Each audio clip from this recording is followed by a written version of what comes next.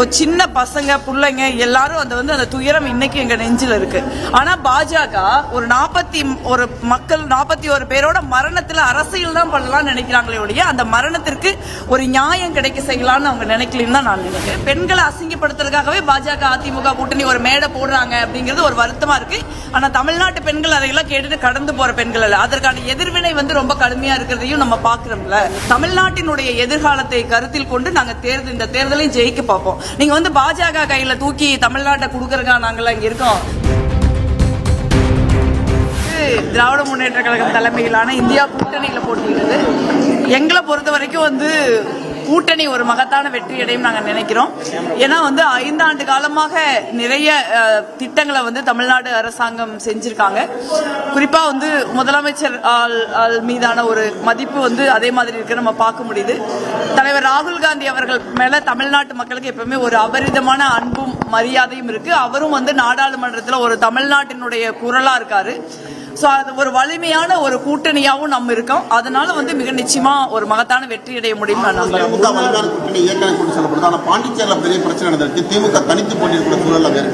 பாண்டிச்சேரி ஒரு தனி யூனியன் பிரதேசம். தமிழ்நாடு காங்கிரஸ் கமிட்டியிலிருந்து நாங்க அதை நடத்த முடியாது. அவையதான் அங்க என்ன பண்ண முடியும். செந்தில் பாலாஜிக்கு சிபிஐ சம்மன் கொடுத்திருக்காங்க. உண்மையிலே சிபிஐ சம்மன் அது நேரடியாக நடக்குது நினைக்கிறீங்களா இல்ல மறைமுகமா அரசியலுக்காண்டி அவர் முடக்குன்னு நினைக்கிறீங்க? இல்ல, கரூர் விவகாரத்தை பொறுத்த வரைக்கும் அந்த மொத்த என்கொயரியுமே விசாரணையுமே சிபிஐ ஒரு அரசியல் உள்நோக்கத்தோட பாக்குறாங்கன்னு நினைக்கிறேன் நானு. ஏன்னா திடீர்னு விசாரணை நடத்துறாங்க, அப்படியே விசாரணை நிறுத்திடுறாங்க. அப்புறம் தேர்தல் நெருங்குறப்ப ஒரு விசாரணை நடத்துறாங்க. 41 பேர் இறந்து போயிருக்காங்க. ஒரு சின்ன பசங்க பிள்ளைங்க எல்லாரும் அந்த துயரம் இன்னைக்கு எங்க நெஞ்சில் இருக்கு.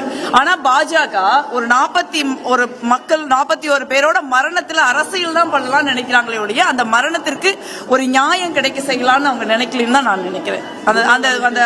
அந்த என்கொயரி மேல எனக்கு நம்பிக்கை இல்லாத மாதிரி சூழல் தான் இருக்கு. நாங்க சிபிஐ என்கொயரி அமைச்சப்பே நாங்க அப்படிதான் நான் சொன்னேன். இப்பவும் நம்ம சொன்னது சரிங்கிற மாதிரி தான் நடந்துக்கிறாங்க. தமிழ்நாட்டில் பெண்களுக்கு பாதுகாப்பு அதிமுக போராட்டத்தில் பேசிய சிவி சண்முகம் முன்னாள் அமைச்சர் பெண்கள் குறித்து அவதூறா பேசி இல்ல தமிழ்நாட்டுல பெண்களுக்கு பாதுகாப்பு இல்லைன்னு முதல்ல கரூர்ல தான் போராட்டம் பண்ணாங்க. கரூர்ல பாஜகவுடைய மாநில தலைவர் என்னையே ரொம்ப ஆபாசமா பெண்களுக்கு பாதுகாப்பான இல்லைன்னு சொல்ற கூட்டத்தில் பேசுறாரு. அதே மாதிரி சிவி சண்முகம், விஜயபாஸ்கர், திண்டுக்கல் சீனிவாசன் இந்த மாதிரி மொத்த கூட்டணியே பெண்களை எவ்வளவு இழிவுபடுத்த முடியுமோ, ஆபாசமாக பேச முடியுமோ, அறிவறுக்கத்தக்க வகையில பேச முடியுமோ பேசுறாங்க. இதுதான் தமிழ்நாட்டின் கலாச்சாரமா? ஒரு பெண்களை பத்தி ஒரு அரசியல் மேடையில பேசுறதுக்கு 1000 விஷயம் இருக்கு. நீங்க தமிழ்நாட்டை பத்தி பேசுங்க, தமிழ்நாட்டு மக்களோட எதிர்காலத்தை பத்தி பேசுங்க, மாநில உரிமைகள் பறிக்கப்படுறத பத்தி பேசுங்க, கூட்டணியில் இருந்தாலும் பேசலாம்ல. இவன் தமிழ்ல ஒரு மேடை போட்டு பெண்களை அசிங்கப்படுத்துறதுக்காகவே பாஜக அதிமுக கூட்டணி ஒரு மேடை போடுறாங்க அப்படிங்கிறது ஒரு வருத்தமா இருக்கு. ஆனா தமிழ்நாட்டு பெண்கள் அதையெல்லாம் கேட்டுட்டு கடந்து போற பெண்கள் அல்ல. அதற்கான எதிர்வினை ரொம்ப கடுமையா இருக்கிறதையும் நம்ம பாக்குறோம்ல. இந்த மாதிரி தேர்தலில் போட்டியிடுறது காங்கிரஸ் கட்சி சார்பில் போட்டியிடுறதுல பெண்களுக்கு முக்கியத்துவம் அளிக்கணும், அதே ஒரு சீட்டு சொல்லி பெண்கள் சொல்லியிருக்காங்க. இல்ல, என்னை பொறுத்த வரைக்கும் கட்சியில எத்தனை சீட் இருந்தாலும் அதுல பெண்களுக்கு 33% சீட்டு கொடுத்தரணும் அப்படிங்கறது தான் என்னுடைய நிலைப்பாடு. அதுல காங்கிரஸ் கட்சி கருத்தில் கொள்ளும் நான் நம்புறேன். 3 தொகுதி கேட்டிருக்கோம். ஒரு மாதிரி போராடி வாங்கின மாதிரி இருக்குது. தேர்தல் களத்தில் இணைந்து திமுகவோட பணியாற்ற வாய்ப்பு இருக்கா? ஜெல்லாவிற்கான வாய்ப்பு இருக்குமா? இல்ல, ஒரு கோபத்தை வெளிப்படுத்துவாங்களா? கோவப்படுறதுக்கு என்ன இருக்கு? கூட்டணி கட்சிகள் இருக்கிறப்ப எல்லாருக்கும் ஒரு விருப்பம் இருக்கும்ல, எல்லாருக்கும் ஒரு ஆஸ்பிரேஷன் இருக்கும். அதை நாங்க கேட்கதான் செய்வோம். அதுக்கான உரிமை எங்களுக்கு இருக்குல்ல. அது ஒரு கூட்டணியில இப்ப காங்கிரஸ் கட்சி மட்டும் இல்ல, மத்த கூட்டணிகள் என்டிஏ கூட்டணியில மட்டும் என்ன யாரும் சீட்டை கேட்கலையா? நீங்க எல்லாம் அதிமுகவை நின்றுங்கன்னு சொல்றாங்க. அதாவது கூட்டணியில எப்படி இருக்குன்னு பார்க்கணும். நீங்க பாஜக அதிமுகவோட கழுத்துல கால வச்சு சீட்டு வாங்குது. நாங்க ஒரு ஜனநாயக முறைப்படி எங்களுடைய கருத்துக்களை சொல்றோம், பேசுறோம். அதே மாதிரி மற்ற இந்தியா கூட்டணியில் இருக்கிற கட்சிகளும் பேசுறாங்க. ஒரு கூட்டணியில பேசித்தான் பண்ண முடியும். கருத்து பரிமாற்றமே இல்லாம போய் கையெழுத்து நாங்க போட்டு வர முடியாது. இல்ல அதே மாதிரி ஒரு கருத்து பரிமாற்றம் இல்லாம ஒரு கூட்டணி இருக்க முடியாதுல்ல. அது களத்துக்கு போன உடனே அது மக்கள் அதை தேர்தலை வெல்றதுதான் எல்லாரும் பார்க்க முடியும். இல்ல, அது உங்களோட எங்களுடைய கருத்து, நீங்க வந்து காங்கிரஸ் கட்சிக்குன்னு ஒரு தனித்த மதிப்பும் மரியாதையும் தமிழ்நாட்டில் இருக்கு.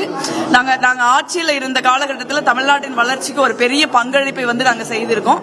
நான் முன்பே சொன்ன மாதிரி ராகுல் காந்தி அவர்களுடைய இமேஜ்ங்கிறது வந்து ஒரு மிக முக்கியமான ஒரு விஷயமா வந்து தமிழ்நாட்டில் இருக்கு.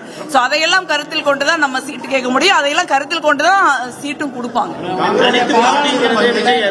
தனித்து போட்டிங்கிறது அது எப்படி பாக்குறீங்க? அது வந்து திமுக கூட்டணிக்கு பின்னடைவை ஏற்படுத்துமா? உங்களுக்கான வாக்கு இல்ல, திமுக கூட்டணியை பொறுத்த வரைக்கும் நான் என்ன நினைக்கிறேன்னா, நாம செஞ்ச 5 ஆண்டு காலம் கல்வி, நீங்க ஒரு சமூக நீதி, ஹெல்த், இன்ஃப்ராஸ்ட்ரக்சர், எஜுகேஷன், வேலை வாய்ப்பு, இந்த மாதிரி மிகப்பெரிய முக்கியமான துறைகள்ல ஒரு ஒரு சிறந்த பங்களிப்பை வந்து இந்த அரசாங்கம் செஞ்சிருக்கு. சோ அதன் அடிப்படையில தான் நம்ம மக்கள்கிட்ட போய் ஓட்டு கேட்போம். மக்கள் வந்து அதன் அடிப்படையில வாக்களிப்பாங்கன்னு நான் நினைக்கிறேன்.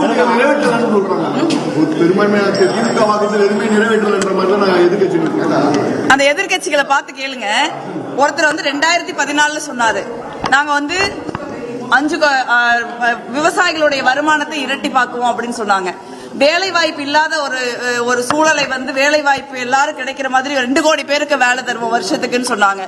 அதுக்கப்புறம் வந்து நீங்க வந்து ரூபாயோடைய மதிப்பு வந்து மன்மோகன் சிங் ஆட்சியில் இருக்கிறப்ப அது மன்மோகன் சிங் வயசை கடந்து போயிருச்சுனாங்க. இன்னைக்கு வந்து 93 ரூபாய், $1 ரூபாயின் மதிப்பு 93 ரூபாயா இருக்கு. இந்த மாதிரி வந்து அவங்க சொன்ன எதையாவது அதே மாதிரி இப்ப எல்லார் அக்கௌண்ட்லயும் 15 லட்சம் போடுறோம்னு சொன்னாங்க. நீங்க அக்கௌண்ட் காலியா இருந்தா பணம் நம்ம கிட்ட கேட்கிறாங்க. இந்த மாதிரியான வாக்குறுதிகளை கொடுத்தவங்க வந்து இன்னொரு கட்சியோட வாக்குறுதி பத்தி பேச வேண்டிய தேவையில்லை. நீங்களே பாருங்க, பெண்களுக்கு நம்ம வந்து பணம் கொடுப்போம்னு சொன்னோம், அதை வந்து கொடுத்திருக்காங்க. இலவச பேருந்து பயணம் நடக்குது. அதே மாதிரி நீங்க சொல்லாத சில விஷயங்களும் செஞ்சிருக்கல. நீங்க காலை உணவு திட்டம் வந்து மேனிபெஸ்டோல கிடையாது. ஆனா இந்தியாலேயே முதல் முறையாக காமராஜர் தான் மதிய உணவு திட்டத்தை கொண்டு வந்தார் தமிழ்நாட்டில். அதே போல இன்னைக்கு இந்தியாலேயே முதல் முறையா மண்மிகு முதலமைச்சர்கள் தமிழ்நாட்டில் காலை உணவு திட்டத்தை கொண்டு வந்திருக்காங்க. இந்த மாதிரி தேர்தல் அறிக்கையில் சொல்லாத பல விஷயங்களையும் நம்ம செஞ்சிருக்கோம். 20 அரிசி இலவசமா கொடுத்த பிறகு வந்து வறுமை ஒளியில அப்படின்றதால காட்டுது. அந்த காலை உணவு திட்டம்ன்றதே வந்து இல்ல, காலை சமைச்சு போட முடியலன்றதால கொடுக்குறாங்க. அதுக்காண்டி தான் கொடுக்குறாங்க. இல்ல, காலையில சமைச்சு போட முடியலன்னு நம்ம சொல்ல முடியாது. காமராஜர் கொண்டு வரும்போது வந்து பள்ளிக்கு மாணவர்கள் போக முடியல, வறுமையில இருக்காங்க கொண்டு வந்தாரு. ஆனா திமுக ஆட்சி கிட்டத்தட்ட 52 ஆண்டு திமுக ஆட்சி உத்தரவாத இருக்காங்க. இந்த காலகட்டத்திலயும் வந்து காலை உணவு திட்டம் போடுறாங்க. சிறப்பான ஆட்சின்றது இல்ல, எப்பவுமே வந்து நீங்க பாத்தீங்கன்னா ஒரு சமூகத்துல ஒரு வளர்ச்சிங்கிறது வந்து படிப்படியா தான் வரும். நீங்க ஒரு குறிப்பிட்ட சதவீதம் பேர் வந்து மிடில் கிளாஸ்ல இருந்து அப்பர் மிடில் கிளாஸ் போவாங்க. அதே மாதிரி லோயர் மிடில் கிளாஸ்ல இருந்து மிடில் கிளாஸ்க்கு வருவாங்க. அப்புறம் புவர் கிளாஸ்ல இருந்து லோயர் மிடில் கிளாஸ்க்கு வருவாங்க. இப்படிதான் வறுமையை வந்து கட்டமா தான் உலகெங்கும் எல்லா நாடுகளையும் ஒழிக்க முடியும். தமிழ்நாட்டை பொறுத்த வரைக்கும் நிறைய சிறப்பான வறுமை ஒழிப்பு திட்டங்களை வந்து நம்ம செஞ்சிருக்கோம். பட் இன்னும் வந்து கொஞ்சம் வறுமை இருக்கு. நெக்ஸ்ட் ஒரு அடுத்த 5 ஆண்டு காலம் இதே மாதிரி ஒரு சிறப்பான ஆட்சி இருந்ததுன்னா அதுவும் வந்து முழுக்க ஒழிக்கப்படும் நான் நினைக்கிறேன். காங்கிரஸ் கட்சி வந்து கூடுதல் தொகுதிகள் வேண்டும், ஆட்சியில பங்கு வேணும்னு கேட்டீங்க. கூடுதல் தொகுதிகள் கிடைச்சிருச்சு, ஆட்சியில பங்குன்றதை கைவிட்டோமா? இல்ல, எந்த அரசியல் கட்சியுமே வந்து தன்னுடைய நிலைப்பாடுன்னு ஒண்ணு இருக்கும்ல, அதுக்கு வந்து அந்த நிலைப்பாட்டை கொண்டிருக்கிறதுக்கான அரசியல் கட்சிக்கு ஒரு உரிமை இருக்கு நான் நினைக்கிறேன். அதற்கான ஒரு காலம் இருக்கு. எந்த ஒரு நிலைப்பாட்டுக்கு ஒரு கையிட வேண்டிய தேவை எங்களுக்கு என்ன இருக்கு? அது ஒண்ணும் பெரிய குற்றம் கிடையாது இல்ல. சோ அதற்கான ஒரு காலம் இருக்கு.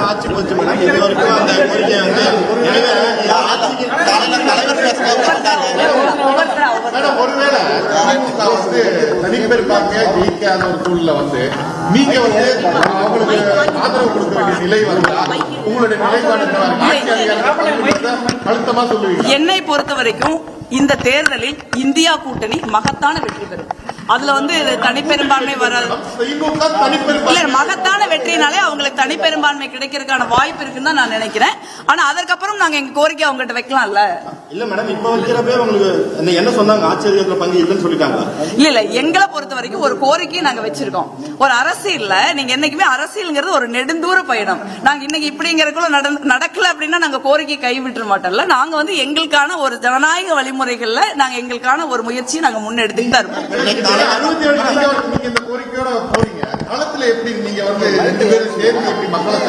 இதுல எந்த பிரச்சனையும் இல்லையே. நாங்க வந்து ஒரு 22 ஆண்டு கால கூட்டணி, ஒரு ஆல் வெதர் கூட்டணின்னு சொல்லலாம். ஒவ்வொரு கட்சி, காங்கிரஸ் கட்சியுடைய கடினமான காலகட்டத்தில் திமுக கூட இருந்திருக்காங்க, திமுக கட்சியினுடைய கடினமான காலகட்டத்தில் நாங்க கூட்டணியில இருந்திருக்கோம்.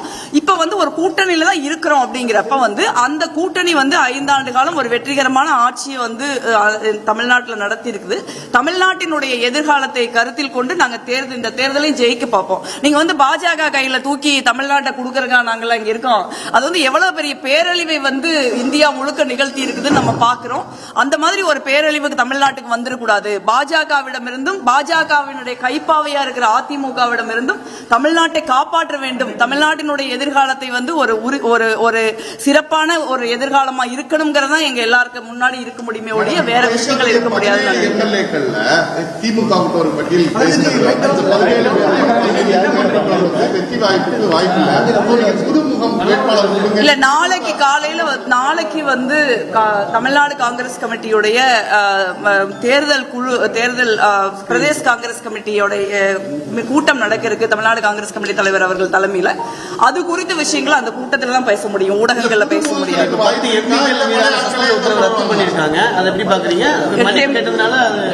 மன்னிப்பு கேட்கிற வழக்கம்லாம் எங்ககிட்ட கிடையாது.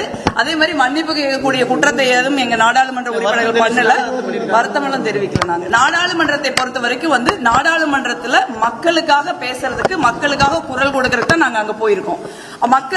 மக்களுக்கு ஒரு அநீதி இழைக்கப்படுது அப்படின்னா அதை வந்து காங்கிரஸ் கட்சி, இந்தியா கூட்டணி நாடாளுமன்றத்தில் பார்த்துக்கிட்டு இருக்க முடியாது. ஒரு ஜனநாயகத்தில் போராடி தான் ஆகணும். ஒரு அரசாங்கம் மக்கள் குரலை காது கொடுத்து கேட்கல, எதிர்கட்சிகள் குரலை காது கொடுத்து கேட்கல அப்படின்னா போராடாம என்ன பண்றது? போராடுறதுங்கிறது ஜனநாயகத்தில் இருக்க எங்களுக்கு கொடுக்கப்பட்டிருக்க உரிமை.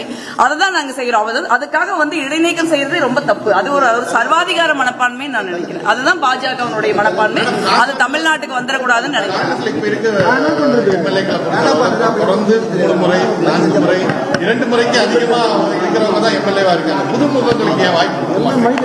ஒரு விஷயம் வந்து காங்கிரஸ் கட்சி கூட்டணியில் இருக்கிறதுனால நாங்க குறைவான தொகுதிகளில் தான் போட்டியிட முடியுது.